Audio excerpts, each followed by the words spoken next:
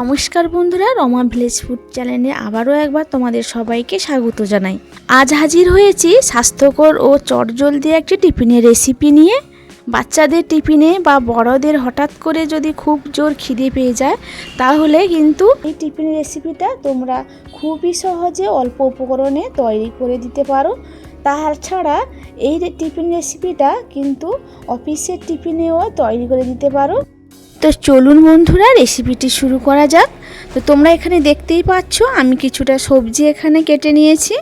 এখানে আমি নিয়েছি এক টুকরো গাজর, এক টুকরো বাঁধাকপি, এক টুকরো কুমড়ো, সব কয়টা সবজি আমি কুচি কুচি করে নিয়েছি। আর সঙ্গে নিয়েছি দুটো মিডিয়াম সাইজের পেঁয়াজ আর 4-5টা কাঁচা লঙ্কা।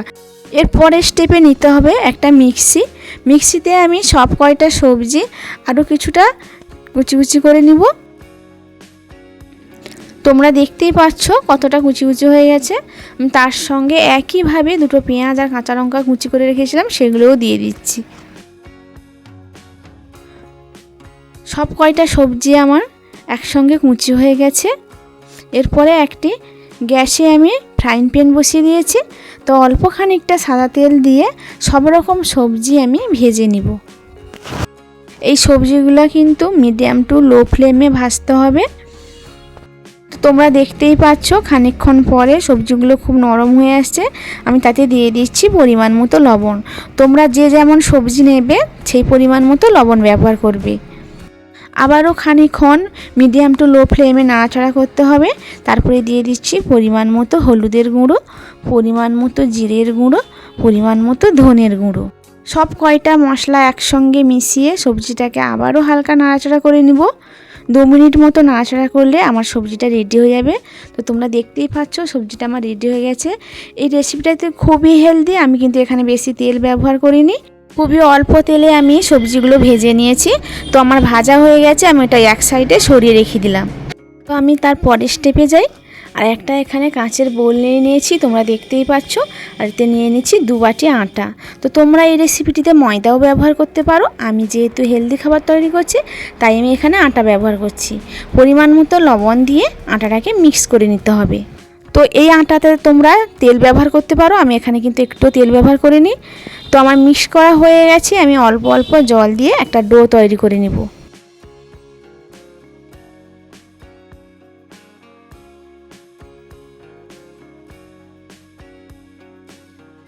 আমার এখানে কিন্তু দেখতেই পাচ্ছ আটাটা আমার মাখা হয়ে গেছে আর কতটা নরম হয়েছে তোমরা দেখতেই পাচ্ছ।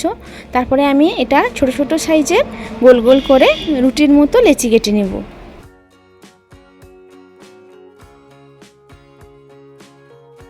এখানে সব কয়টা আটা আমি ছোট ছোট করে লেচি কেটে নিয়েছি। এরপরে আমি রুটির শেপ করে বেলে নিয়েছি। তো বেলাটা তোমাদের সঙ্গে মিক্স করে গেছি, দেখাতে পারিনি।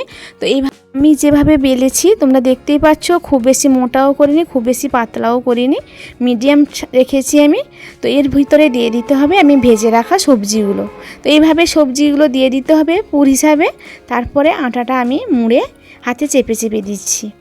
ঠিক একইভাবে সব কয়টা লেচি বেলে এভাবে আমি সবজির পুর ভরে তৈরি করে নিব। আর সকল বন্ধুদের বলছি, তোমরা যারা আমার চ্যানেলটিকে এখনও সাবস্ক্রাইব করোনি, তারা আমার চ্যানেলটিকে তাড়াতাড়ি সাবস্ক্রাইব করে দিবে আর পাশে থাকা বেল আইকনটি প্রেস করে দিবে পরবর্তী নতুন ভিডিও তাড়াতাড়ি আপডেট পাওয়ার জন্য। আর আমার ভিডিওগুলো যদি ভালো লাগে তাহলে বন্ধুদের মধ্যে শেয়ার করে দিও, আর সুন্দর সুন্দর কমেন্ট করো, আর সুন্দর করে একটা লাইক দিয়ে যাও। তোমাদের দারুণ একটা কমেন্ট আমার পরবর্তী ভিডিও বানাতে খুবই উৎসাহ জাগায়। সব কয়টা রুটি আমার তৈরি হয়ে গেছে। এরপর গ্যাসের ওভেনে একটা ফ্রাইং প্যান বসিয়ে দিয়েছি। আর ফ্রাইং প্যান গরম হতেই দিয়ে দিয়েছি কিছুটা সাদা তেল। তেলটা গরম হলেই এক এক করে রুটি দিয়ে দিতে হবে।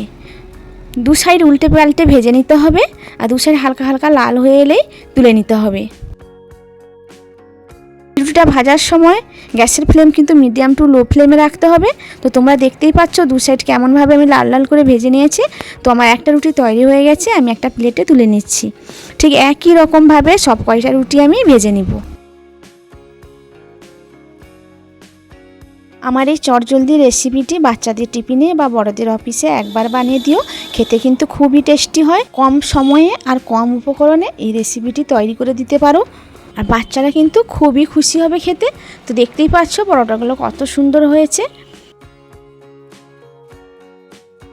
আর তেমন হয়েছে তুলতুলে নরম। তো তোমাদের একটা ছিঁড়ে দেখাই। তো দেখতেই পাচ্ছ পুরো ঠাসা ভিতরে। তো কেমন লাগলো আজকের এই চটজলদি টিফিনের রেসিপিটা একটা কমেন্ট করে জানাবেন, আর রেসিপি ভালো লাগলে একটা শেয়ার করবেন। আর যদি চ্যানেলটা সাবস্ক্রাইব করা না থাকে তাহলে সাবস্ক্রাইব করা অনুরোধ রইল। সবাই ভালো থাকবেন, সুস্থ থাকবেন। ফিরে আসবো নতুন কোনো রেসিপিতে।